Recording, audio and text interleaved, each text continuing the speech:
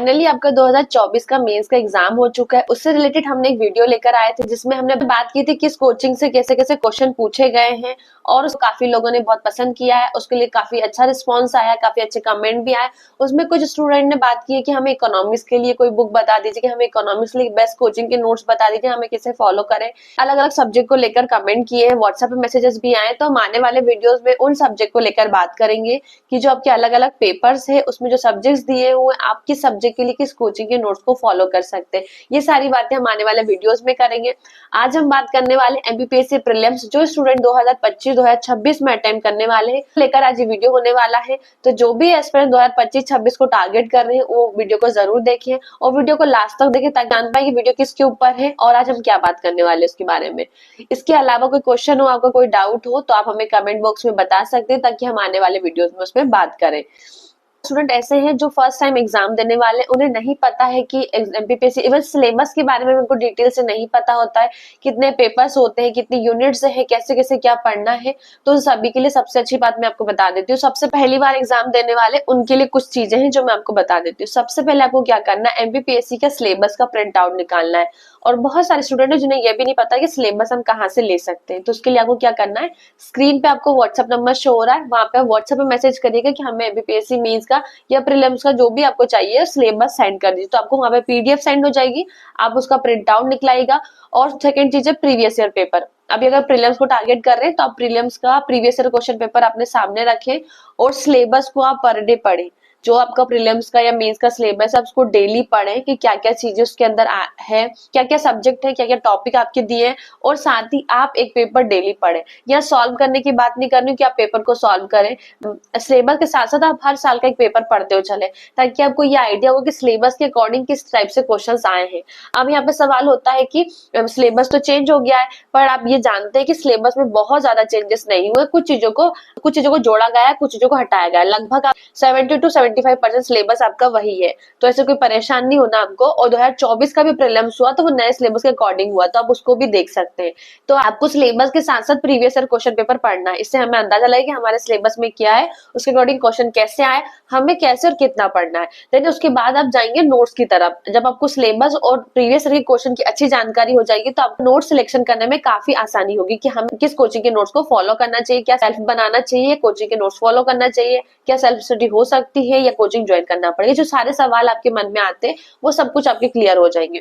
अगर आप चाहते हैं कि हम सिलेबस को लेकर और पीवाईक्यूज को लेकर हम कोई डिटेल में वीडियो बनाए तो उसके लिए आप हमें कमेंट बॉक्स में मैसेज कर सकते हैं ताकि हम आने वाले वीडियोस में उसमें बात करेंगे कि हमें डिटेल में सिलेबस एक बार समझ लें, क्या क्या सब सिलेबस दिया, टॉपिक कैसे दिए, वो सारी चीजें हमें देखनी होगी।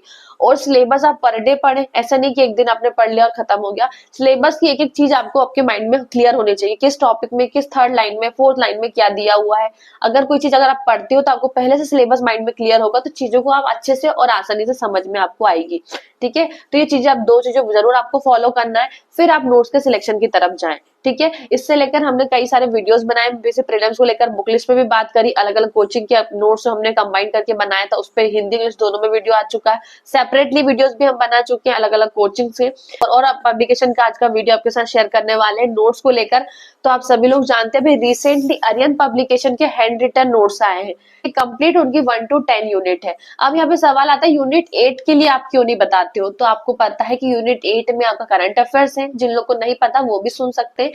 यूनिट 8 में आपका करंट अफेयर्स, और करंट अफेयर्स आपको खुद प्रिपेयर करना होगा, या तो आप कोई डेली करंट अफेयर्स को कवर करें या मंथली मैगजीन से आप कवर कर सकते हैं, या फिर एग्जाम से पहले 1-2 मंथ पहले एग्जाम पीडिया की नेशनल और एमपी वाली करंट अफेयर्स की बुक आती है, आप उससे कवर आपका पूरे 1 ईयर का आपको पूरे 1 ईयर का करंट अफेयर्स वहां पे तैयार हो जाएगा। साथ ही आप प्रैक्टिस कर सकते हैं, रोजगार निर्माण की जो बुक आती है आपकी एग्जाम से पहले आ जाती है, वो उसके क्वेश्चन को आप प्रैक्टिस कर लेंगे तो दोनों मिला के आपका पूरा करंट अफेयर्स अच्छे से तैयार हो जाएगा। तो यहाँ पे यूनिट 8 की बात यहाँ पे फिनिश हो जाती है, बाकी बचती है हमारी 9 यूनिट, तो उसको लेकर आज हम बात करने वाले। आर्यन पब्लिकेशन की जो हैंड रिटन नोट्स आए इन सभी का सैंपल पीडीएफ टेलीग्राम पे अपलोड हो चुका है, आप उनको डिटेल में वहां पे पढ़ के देख सकते हैं। मैं आपके सामने कुछ ओवरव्यू दूंगी रिव्यू का, कैसे क्या कंटेंट है और किस तरीके से उन्होंने हैंड रिटन नोट्स को यहाँ पे प्रेजेंट किया है। सबसे पहले मैं आपको बुकलेट बता देती हूँ, कौन कौन सी बुकलेट और कितनी बुकलेट है। तो सबसे पहली बुकलेट है आपकी भारत का इतिहास यानी कि यूनिट 1, ये पूरा कंप्लीट आपकी यूनिट 1 की बुकलेट दी हुई है। उसके बाद में यूनिट 2 मध्य प्रदेश का इतिहास है। उसके बाद में यूनिट 3 है भारत का भूगोल है। यूनिट 4 है मध्य प्रदेश का भूगोल आपका। यूनिट 5 है यूनिट 5 है आपका मध्य प्रदेश और भारत की राज्य व्यवस्था। यूनिट 6 है भारत और मध्य प्रदेश की अर्थव्यवस्था। यूनिट 7 है पर्यावरण विज्ञान एवं पर्यावरण।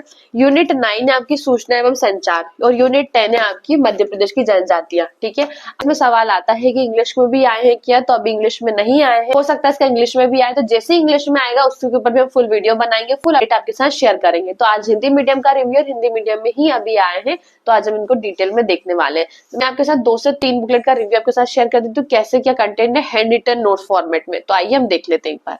ये आपकी यूनिट 10 की बुकलेट है, मध्य प्रदेश की जनजातीय विरासत, लोक संस्कृति एवं लोक साहित्य। सबसे पहले यहाँ पे आपको अपन इंडेक्स देख लेते हैं।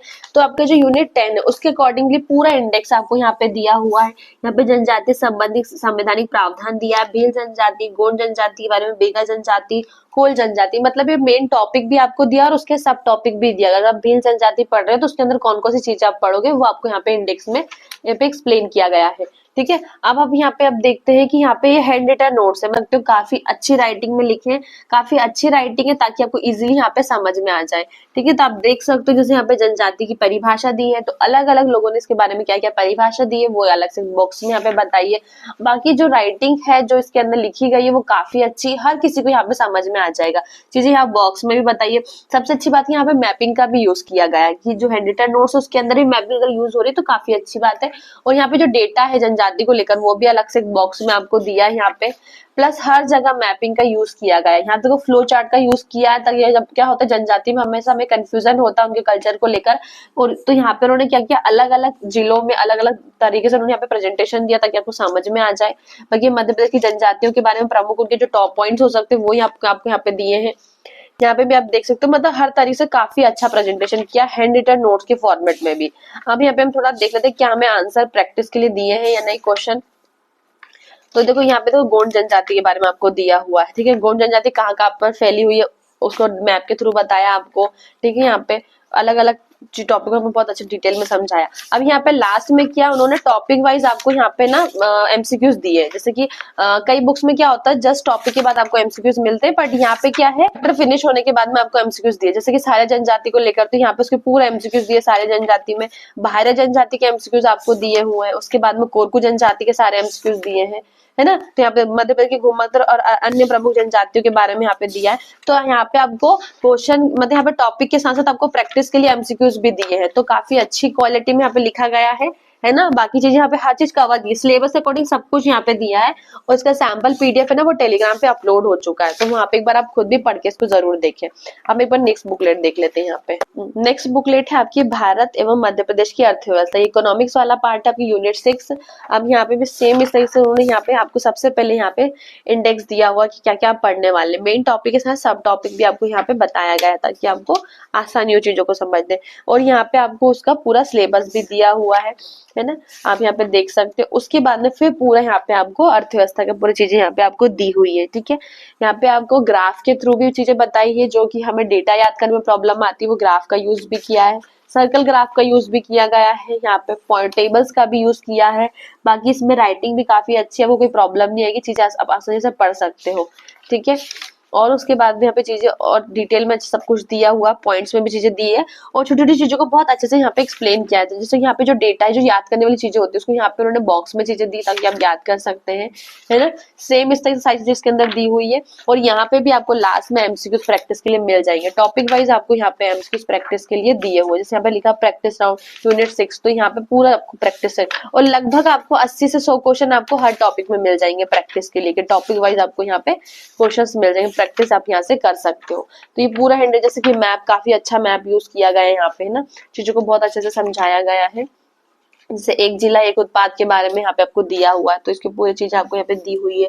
जैसे कि यहाँ पे योजना की शुरुआत आपके बारे में दिया है, एक जिला एक उत्पाद योजना मध्य प्रदेश में क्या रोल है वो आपको दिया है ना। तो ये भी चीज आपको यहाँ पे अच्छे से, क्योंकि आपको एक टॉपिक है कि भारतीय अर्थव्यवस्था में मध्य प्रदेश का क्या योगदान है, वो टॉपिक उसके अकॉर्डिंग सारी चीजें हम यहाँ पे दिए, योजनाओं को अलग से बॉक्स में यहाँ पे दिया हुआ है। ठीक है, तो सारी चीजें आपको अब इसको अच्छे से देख सकते हो। तो आपने देखा कि हमने 1 से 2 बुकलेट का रिव्यू आपके साथ शेयर किया। बाकी इसको डिटेल में अच्छे से पढ़ के देखने के लिए आपको प्रारंभ उसके लिए टेलीग्राम चैनल पे जाना होगा। वहाँ पे इनकम्प्लीट 9 बुकलेट का सैंपल पीडीएफ अपलोड हो चुका है और वहां से आपको सारी डिटेल्स मिल जाएगी। और टेलीग्राम की जो लिंक है वो आपको डिस्क्रिप्शन में मिल जाएगी, और प्रारंभ बुक्स गैलरी की जो व्हाट्सएप लिंक है वो भी आपको डिस्क्रिप्शन में मिल जाएगी। आप इसकी और डिटेल्स ले सकते हैं, क्या प्राइस है इसका, क्या होम डिलीवरी हो सकती है, जो के सवाल है वो आपको सारे आंसर वहाँ पे मिल जाएंगे। तो आपको वहाँ पे व्हाट्सएप नंबर भी दिया और व्हाट्सएप लिंक भी दी हुई है, दोनों से आप जाके देख सकते हैं। बाकी इसको डिटेल में एक बार अच्छे से आपको पढ़ के जरूर देखिए कैसा क्या कंटेंट है। अगर आपको ठीक लगता है, आपको अच्छा लगता है, तो आप इसको फॉलो भी कर सकते हैं। तो आज के लिए बस इतना ही, मिलते हैं हम नेक्स्ट वीडियो में नेक्स्ट रिव्यू के साथ में। Thank you so much, bye bye.